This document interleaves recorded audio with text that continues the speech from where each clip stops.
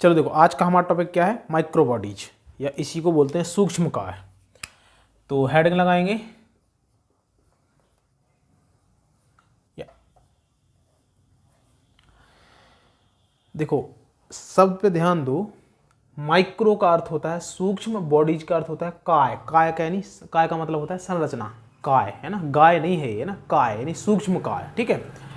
यानी कि micro body यानी कि सूक्ष्म काय, मतलब कोशिका के कोशिकाद्रव्य में जो छोटी छोटी संरचना पाई जाती हैं, इकाई झिल्ली से बनी हुई, उन्हीं को बोलते हैं सूक्ष्मकाय, सिंपल, ठीक है।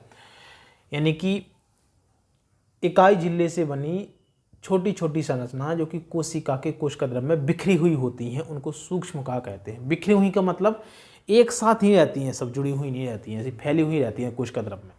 अब फिर से क्या है, ये इकाई झिल्ली की बनी होती हैं।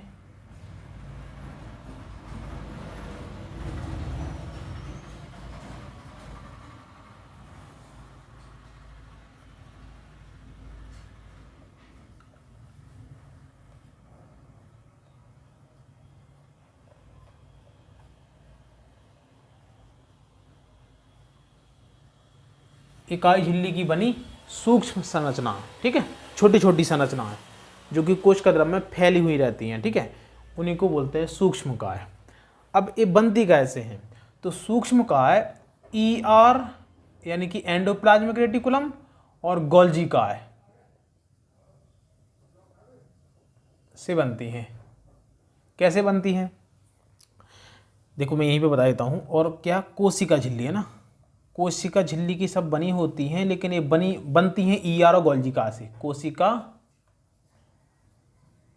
झिल्ली, माइक्रोबॉडीज ER और गोल्जी काय से बनती हैं, और कोशिका झिल्ली, इकाई कोशिका झिल्ली की ये बनी हुई होती हैं। बनती हैं कैसे, गोल्जी काय और ER से। कैसे बनती हैं, जैसे कि जो गोल्जी काय होती हैं ना, सबसे पहले इनमें एक छोटी सी संरचना बनती है, ठीक है, जिनको हम मुकुल कहते हैं, जिनको हम कलिका कहते हैं, ठीक है, मतलब मुकुलन विधि द्वारा बनती है। जैसे मान के चलो, ये यहाँ पे छोटा सा एक उभार बन गया इसमें, ठीक है, और आगे जाके ऐसे परिपक्व सतह से ऐसे निकाल आता है, यानी जैसे एक छोटी सी गोलाकार संरचना ये बन गई, तो ये क्या है, सूक्ष्मकाय बन गई, माइक्रोबॉडीज है ना। तो ये बनती हैं ER और गोल्जी काय से, लेकिन बनी होती है कोशिका झिल्ली की, इकाई कोशिका झिल्ली की। मैंने इसलिए लिख दिया है कि जो ER और गोल्जी काय से बनती हैं, लेकिन बनी होती है इकाई कोशिका झिल्ली की, सूक्ष्मकाय, ठीक है। अब चलते हैं अपन की सूक्ष्मकाय कितने प्रकार की होते हैं। तो सबसे पहली होती है स्फीरोसोम,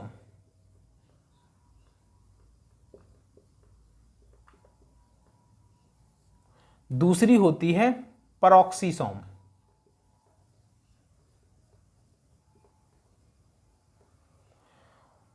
थर्ड एंड लास्ट होती है ग्लाइऑक्सीसोम।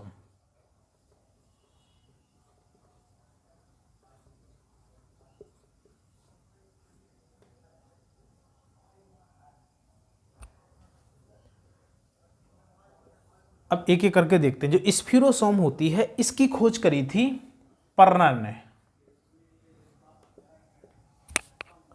इकाई झिल्ली की बनी होती है, छोटी सी संरचनाएं होती हैं, है ना, और इनमें लाइसोसोम के समान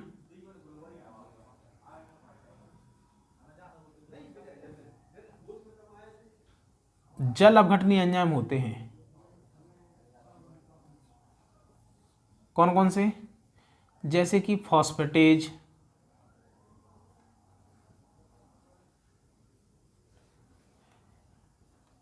राइबो न्यूक्लिएज,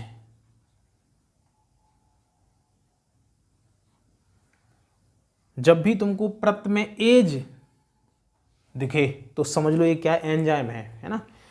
एंजाइम के हमेशा कोई सा भी जो एंजाइम होता है ना, उसके नाम के अंत में एज प्रत होता है, ये पहचान होती है एंजाइम्स की। और एक केवल पादप कोशिका में पाया जाता है। स्फीरोसोम की खोज पर्नर ने करी थी। इसमें लाइसोसोम के समान जल अपघटनीय एंजाइम होते हैं, जैसे कि फॉस्फेटेज, राइबोन्यूक्लियोज, और भी बहुत सारे होते हैं। अच्छा, ये बनती कैसे हैं, जो गोल्जी काय होता है ना, गोल्जी काय के मुकुलन से बनती हैं ये। तो मैंने बताया कैसे बनती हैं। जैसे सबसे पहले क्या होगा, इसमें गोल्जी काय में एक छोटी सी संरचना निकलती है, फिर आगे जाके ये विकसित होके जो गोल्जी का है उसके शरीर से अलग हो जाती हैं और माइक्रोबॉडीज का निर्माण करती हैं। ठीक है, तो ऐसे माइक्रोबॉडी, ये हो गया स्फीरोसोम। अब है कौन सा, पेरोक्सीसोम। इसकी खोज करी थी टालबर्ट ने।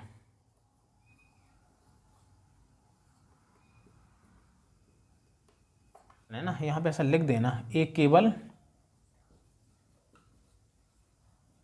पादप कोशिकाएं पाए जाते हैं। ठीक है, स्फीरोसोम। पेरोक्सीसोम की खोज करी थी टालबर्ट ने, और ये हरे पौधों में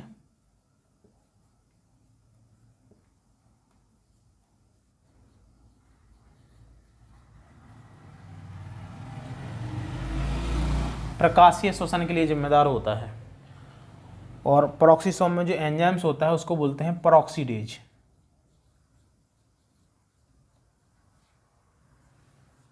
यानी पेरोक्सीसोम में पेरोक्सीडेज एंजाइम्स होता है। ये भी इकाई झिल्ली के ही बने होते हैं। जंतु और पादप दोनों कोशिकाएं पाए जाते हैं। कहाँ कहाँ पाए जाते हैं?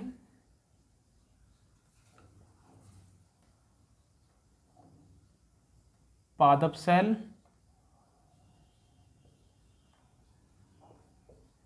और जंतु सेल। जंतु सेल कौन कौन से में पाए जाते हैं? यकृत में और किडनी में पाए जाते हैं। ठीक है। ग्लायोक्सीसोम, ग्लायोक्सीसोम की खोज करी थी बीवर ने। ये भी इकाई झिल्ली की बनी होती हैं। जंतु और पादप दोनों कोशिकाएं पाई जाती हैं। ठीक है। और इनका काम होता है कि जो बसा वाले बीज होते हैं ना, बसा युक्त बीज, इनका काम होता है कि जो बसा युक्त बीज होते हैं, बसा युक्त बीज में ये बसा को यानी फैट को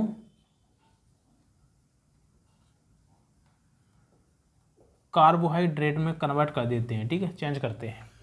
और ये जंतु और पादप दोनों कोशिकाएं पाए जाते हैं। कहाँ कहाँ पाए जाते हैं? जंतु और पादप दोनों सेल्स में पाई जाती हैं। ये फिर से माइक्रोबॉडीज क्या होती हैं?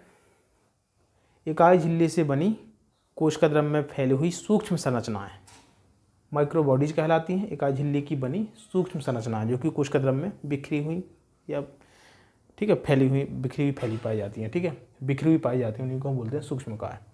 ये बनती कैसे? ER और गोल्जी काय से बनती हैं। कोशिका झिल्ली की बनी होती है, इकाई कोशिका झिल्ली की, है ना। कैसे बनती है? सबसे पहले गोल्जी काय में एक अतिरिक्त छोटी सी संरचना निकलती है जो आगे विकसित होकर सूक्ष्म काय के रूप में गोल्जी काय की मेन बॉडी से क्या हो जाती है? अलग हो जाती है। गोल्जी काय से अलग हो जाती है छोटी संरचना ये। अब जो माइक्रोबॉडीज होती हैं वो मुख्यतः कितनी होती हैं? 3 होती हैं। सबसे पहले होती है स्फीरोसोम, दूसरी पेरोक्सीसोम और लास्ट ग्लायोक्सीसोम। स्फीरोसोम की खोज करी थी पर्नर ने, और इसमें लाइसोसोम के समान ही जल अपघटनीय एंजाइम होते हैं। इकाई झिल्ली के बने होते हैं। केवल पादप कोशिकाएं पाए जाते हैं। जल अपघटनीय एंजाइम्स होते हैं वो कौन कौन से होते हैं? फॉस्फेटेज, राइबोन्यूक्लियेज जैसे एंजाइम होते हैं, और भी ऐसे कई एंजाइम्स होते हैं। ठीक है, और एक गोल्जी काय से बनते हैं। ठीक है, तो बात वही है, मतलब गोल्जी काय से ही बनते हैं, गोल्जी काय ER से। जो पेरोक्सीसोम है इसकी खोज करी थी टालबर्ट ने। हरे पौधों में प्रकाशीय श्वसन के लिए जिम्मेदार होते हैं क्योंकि इनमें पेरोक्सीडेज एंजाइम्स होता है। जंतु कोशिका, पादप कोशिका दोनों में पाए जाते हैं, लेकिन जंतु कोशिका की यकृत तो किडनी कोशिका में पाए जाते हैं, किडनी में। ठीक है। लास्ट है ग्लायोक्सीसोम। इसकी खोज करी थी बीवर ने। ये जो बसायुक्त बीज होते हैं उनके बसा को, इनकी फैट को कार्बोहाइड्रेट में कन्वर्ट करता है। जंतु और पादप दोनों कोशिकाओं में पाया जाता है। ठीक है, तो ये हो गया माइक्रोबॉडीज। इस तरीके से याद रखना है इनको, है ना। मैंने कहा इनकी खोज और इनकी एक विशेषता, जैसे इनमें होते हैं लाइसोम के समान जल अपघटनीय एंजाइम, केवल पादप कोशिकाएं पाया जाता है। इनकी विशेषता ये है कि पेरोक्सीसोम हरे पौधों में प्रकाशीय श्वसन के लिए जिम्मेदार होता है क्योंकि इसमें पेरोक्सीडेज एंजाइम्स होता है, और जंतु पादप दोनों कोशिकाएं पाया जाता है। और ग्लायोक्सीसोम क्या होता है? बीवर ने इसकी खोज करी थी। बसायुक्त बीज में बसा को कार्बोहाइड्रेट में कन्वर्ट करता है, चेंज करता है। ठीक है, जंतु पादप दोनों प्रकार की कोशिकाओं में पाया जाता है। ठीक है, इस प्रकार से हम इसको याद रखेंगे। कोई दिक्कत?